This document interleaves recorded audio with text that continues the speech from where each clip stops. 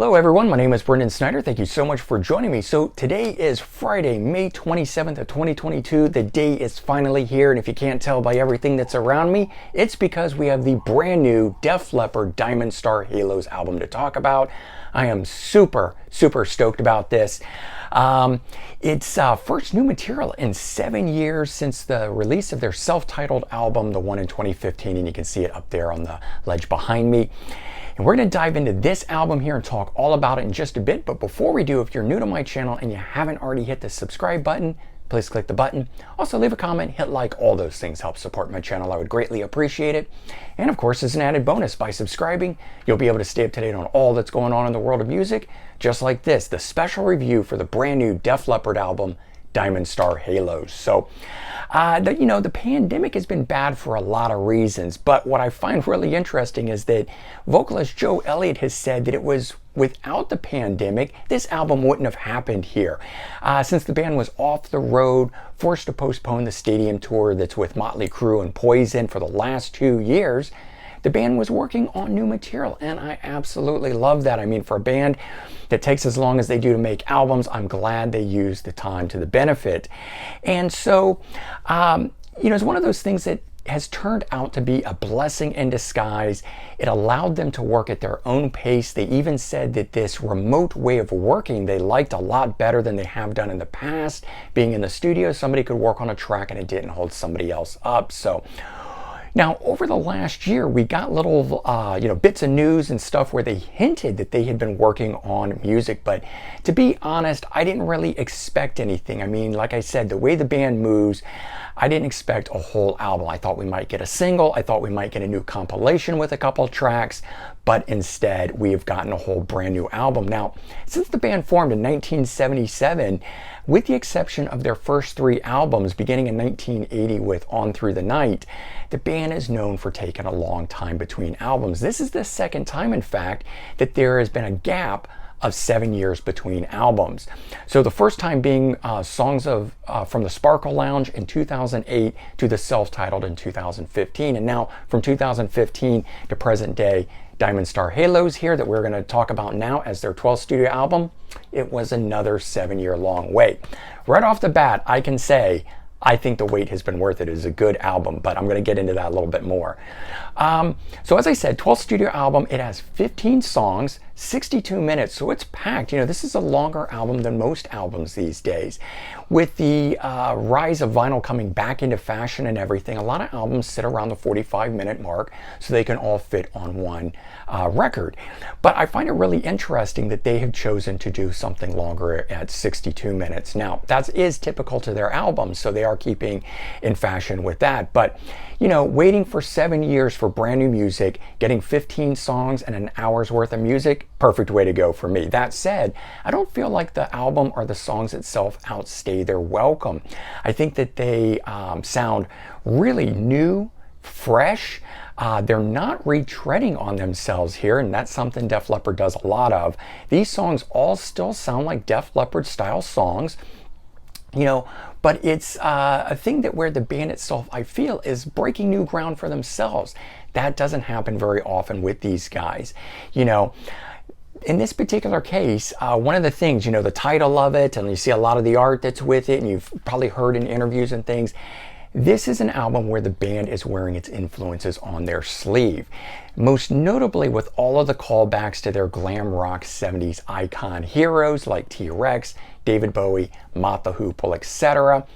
The thing is, they don't replicate that style. They actually build on it. They take that style and turn it into Def Leppard style. And I think that's really interesting here because, as I mentioned earlier, the band has a tendency to retread on itself, sounding a bit derivative sometimes of past hits, most especially every time they recreate or try to recreate Pour Some Sugar on Me. That does not happen here. There is no version of a song on here that sounds like, and I really appreciate that. I've kind of gotten tired of every single album having its Pour Some Sugar on Me moment kind of a thing. Now, in this particular case, I think it has made the enjoyment of this much, better for me.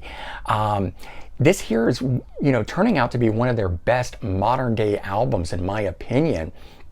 And for those of you, though, that you know, you want them to return to that new wave of British heavy metal style from the first two albums. I get it, I do. But it didn't happen here on this record. I don't think it's ever going to happen.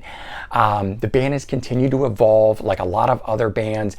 And in this particular case, they've evolved. They still sound like themselves. And I think that they've made that really good, strong, modern day Def Leppard album today. So let's talk about some of the songs that are on this thing here. Interestingly, the album seems to be front loaded with most of the songs that sound least like Def Leppard up front, and you move more into that Def Leppard sound throughout the rest. So, you know, the album itself kicks off with these 3 tracks, Take What You Want, Kick, and Fire It Up. Those all 3 were released prior to the album coming out, so we could stream those. They had videos for Kick and Fire It Up. They're all good songs in my opinion. But the first song that really grabs me is actually track number 5 on here, Sos Emergency. This one here has that old school Def Leppard feel to it. Probably the one on the album that is the most reminiscent of the old school sound. It's got a huge monster riff on it, but it sounds like it could be a modernized studio outtake from the Hysteria era. Track number 6, Liquid Dust, is another really good one on here. It features some Eastern influences on it. It's slower, it's a dark rocker that chugs along in fine fashion, but I like how the ending of the song actually fades into the next song and it just keeps right on going. That track being number 7, You Rock Me. 2 songs work great together. They're 2 standout songs on here. I actually really like too how the song title, You Rock Me, is written in the old school way that Slade would write their songs, and they're another glam rock act out of the 70s. So when you get the album and you see how it's spelled, and if you know anything about Slade, you'll know what I'm talking about. But this one here, as I said, another great song. It features bassist Rick Savage prominently in it, but during the course it really kicks in and rocks out and everything just comes together on it. It's a great track. Number 9, All We Need, another real standout song on here. It's a mid-tempo rocker that has a sort of light, airy feel to it. It's kind of got a breeziness to it, which is nice. It's still very energized and still has a really big feel about it, the way Def Leppard does these songs. And then track number 11, called Gimme a Kiss. This one here is a full-on rocker with a great driving beat, and it just makes you want to stomp your hands, clamp your feet, that sort of thing. And if you know Slade, you know why I did that. So good track, good stuff on here, great throwback stuff to the 1970s glam rock. But as I said, Def Leppard definitely makes it their own. So I want to show you guys the album now, this being the front cover. There's different versions out there. I think the vinyl one is done in color, and I kind of thought inside this we might get a bunch of those images, but we don't. It's pretty sparse. The album cover's really stylized and everything, but the back is understated, and I find the rest of this packaging is as well. There's the CD, got some interesting artwork on it. We got a cool photo here on the back of the booklet. And when I pop this out, we can see all of the art done individually, which is what they've used for singles and things of that nature. And the booklet itself, I wanted to say that this has got a nice matte finish. It's done a little differently than some of their other ones and other things that are out today, but the booklet itself is very thin. So not a lot going on. Sometimes in their booklets, they had write-ups about songs and what they were doing in the studio, etc. So you get the lyrics and you get who plays on the tracks and that kind of stuff. But you don't get any photos, you don't get any of that colored art that we've seen. You get one photo of the band on the back. So I have to say, I'm really enjoying this album, but I'm a little bummed by the packaging on it. Usually Def Leppard albums are filled with stuff. Don't know why they didn't do it here, except we know that the view that people have towards CDs and CDs, the dwindling in sales and that sort of stuff, I suppose they had to cut costs a bit on that. But let's get back to the music here. Bottom line, I say this is a great album. Maybe my favorite of 2022 so far. I know that's saying a lot, but so far that's how good this thing stands out to me. The album does feel really fresh, and I don't feel like I'm listening to a band that has been around for 45 years. I mean, that says a lot right there about how new and fresh this is. That sounds inspired.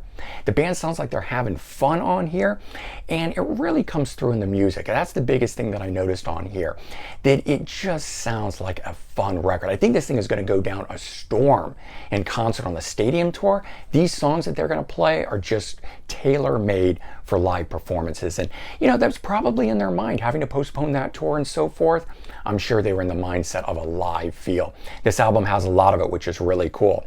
And so, you know, because of the way it comes across and how fun and energized everything is, it holds my interest for the full 62 minutes on here. I don't get tired like I have on past releases and things like that. And I would say, if you're a fan of the band post Hysteria, because I know there's a lot of people that are going to not like this based on the fact that it doesn't sound like those first two albums or whatever, but if you were a fan post Hysteria, definitely check this out. You will not be disappointed.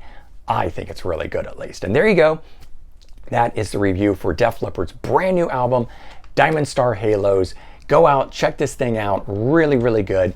For related videos, I have filmed an album ranking before this one came out here, so this album's not included, but if you want to know an album ranking of all these great ones here, check the description below. I'm going to leave a link there for that, and you can check it out. And certainly, if you've enjoyed this video, consider sharing it out on social media. Help spread the word that way. I know I would definitely appreciate it, but I bet Def Leppard would as well. All right, everyone, take care. Have a great day, and I'll talk to y'all real soon. Bye-bye.